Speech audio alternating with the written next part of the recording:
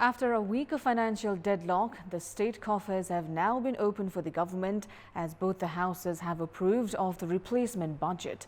The Congress-led government has introduced a financial plan of 1.63 trillion rupees, nearly 15 billion less than the erstwhile KP Sharma Oli-led government. Good morning, I'm Sarah Sapsanama and these are the headlines of the hour. Parliamentary committees remain ineffective under the ruling and opposition conflict. Parliamentary activities and good governance affected. The country's financial deadlock comes to an end as both the houses endorse the replacement budget.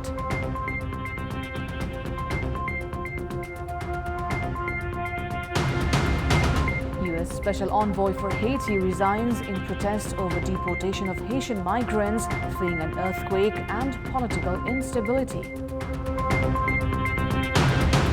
And Kolkata Knight Riders registers a 7-wicket win over defending champions Mumbai Indians at the Indian Premier League. Rahul and Venkatesh signed with the bat. Committees under the federal parliament that hold legal status to direct the government regarding its performance and on several public-related issues have largely remained ineffective due to protests of the main opposition and absence of concerned ministers. The ineffective role of these committees have attributed to the ongoing mismanagement in the country. The recently published report of the Office of Auditor General directed the government to collect 27.95 billion rupees out of 104.38 billion outstanding amounts this fiscal year.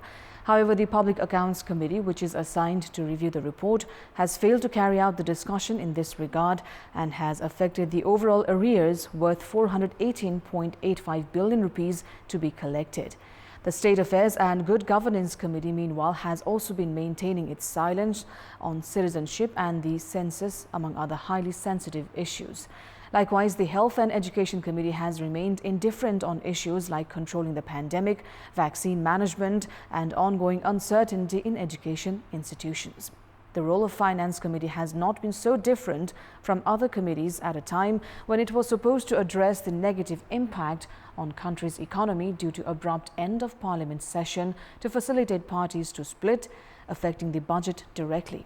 The Parliament and several committees under the Parliament have not been able to function on full-fledged, even as the Supreme Court reinstated the House of Representatives on both occasions. Disinterest and retaliation of the main opposition CPN-UML on parliamentary activities have attributed in the ineffectiveness of parliamentary committees. The replacement budget has been endorsed by both the Houses of Parliament, facilitating the government to mobilize the expenditure budget. The budget was endorsed by the lower house with a majority amid the obstruction from main opposition CPN-UML. President Vidya Devi Bhandari authenticated the bill yesterday following the endorsement from both the houses. Earlier, the meeting of National Assembly had ratified the bill with a majority. The Financial Bill 2021 and the bill to raise public debt, the supplement bills of appropriation bill were also passed by the lower house meeting yesterday. The incumbent government had tabled the budget bill on 10th of this month to replace the budget announced by the former government led by KP Sharma Oli through an ordinance. The next meeting of the lower house has been called for Monday next week. The 14th General Convention of Nepali Congress is to be affected once again as the active membership dispute in 13 districts have yet to be resolved. The meeting held between top leaders of the party yesterday to resolve the issues has decided to hold the ward and municipality level conventions by 6th of October. Likewise, the federal and provincial elections have been expected after Tihar. The ruling party's general convention schedule has been amended 5 times already. The active membership dispute has been a bone of contention in 8 districts of Province 2 and Kailali, Dolpa, Rasua among others. Based on the latest schedule, the ruling party is to hold the general convention between 25th to 30th of November. In our Public Voice segment, we've asked in Hetoda, Palpa, Sankhwasabha and Surkhet how necessary is the formation of a new party in Nepal. Let's take a look at what they had to say.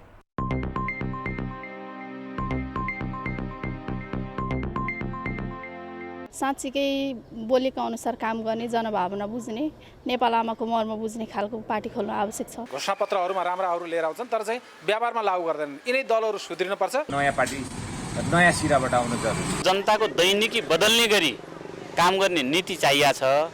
अरु थप धेरै राजनीतिक दल आवश्यक छैन। पुरानै सोचका नेताहरूले नयाँ पार्टी खोल्दैमा परिवर्तन आउँछ जस्तो मलाई लाग्दैन।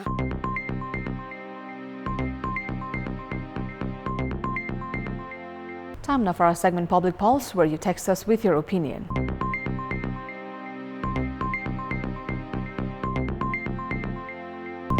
The question is, what do you say to the ineffective role of parliamentary committees that direct the government? Your options are A. Retaliation of opposition, B. Helplessness of government, and C. Lack of leaderships. The voting is on. Type NEWS, select your option A, B or C and send it to 34001 to share your opinion with us. Let's move on to the sports update.